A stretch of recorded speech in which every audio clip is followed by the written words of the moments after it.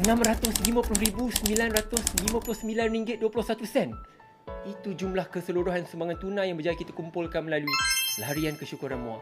Sasaran asal kita hanyalah RM200,000, tetapi dengan sokongan anda semua kita berjaya mengumpulkan lebih 3 kali ganda daripada sasaran itu. Sasaran asal kita hanyalah RM200,000, tetapi atas sokongan anda semua kita berjaya mengumpul 3 kali ganda dari jumlah tersebut.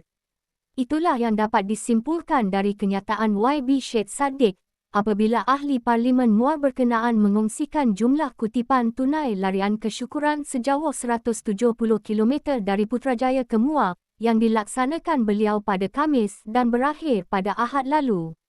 Menerusi video yang dikongsikan di akaun TikTok miliknya itu, YB Syed Saddiq sangat terharu dengan sokongan yang diberikan rakyat Malaysia sepanjang larian tersebut dan mendedahkan sebahagian besar daripada jumlah kutipan berkenaan akan diutamakan untuk pendidikan anak-anak MUA.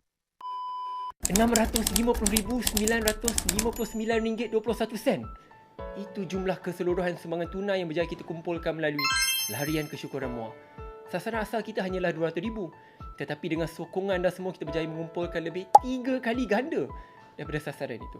Semua ini datang daripada lebih 10,000 orang penyumbang. Sumbangan paling kecil 50 sen. Sumbangan tunai terbesar RM20,000 daripada Kit Sui.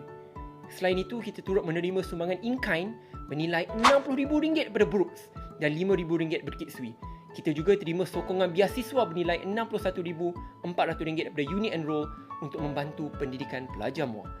Hari ini saya mahu tunjukkan dengan jelas bagaimana sebahagian daripada dana ini telah digunakan. Kita telah membeli barangan untuk menyediakan 1,000 set food bank dengan jumlah RM57,600. Kita juga telah membeli 51 buah iPad dengan jumlah RM99,909. Jumlah yang telah kita belanjakan RM157,000. Selepas ditolak perbelanjaan tersebut, kita ada RM493,000 lagi. Kita akan belanjakan dana ini sepenuhnya untuk pendidikan anak-anak MUA, termasuk menyediakan lebih banyak peranti dan bantuan pendidikan kepada pelajar yang memerlukan. Kerana saya percaya, pendidikan adalah jalan terbaik untuk mengubah nasib sesebuah bangsa, keluarga dan anak-anak Malaysia. Sepanjang perjalanan ini, kami juga terpaksa memendekkan 2 bahagian laluan atas nasihat pihak keselamatan kerana keadaan jalan yang terlalu sempit sampai banyak sangat lori takut nak kena langgar. Honestly, masa mula-mula buat larian ni, saya langsung tak jangka sambutannya akan jadi sebesar ini. Sepanjang 10 km terakhir menuju ke MUA, kiri dan kanan jalan penuh dengan orang yang datang memberi semangat. Bila badan dah penat, tengok semua orang tunggu di tepi jalan, panggil nama saya dan berlari bersama, semangat itu terus datang balik. Saya mungkin orang yang berlari, tetapi anda semua yang membawa perjalanan ini sampai ke garisan penamat. Terima kasih kepada setiap penyumbang, pihak polis, para penaja, sukarelawan dan semualah yang bersama daripada Putrajaya hingga ke MUA. Larian ini sudah tamat, tetapi usaha untuk membina masa depan anak-anak MUA akan diteruskan.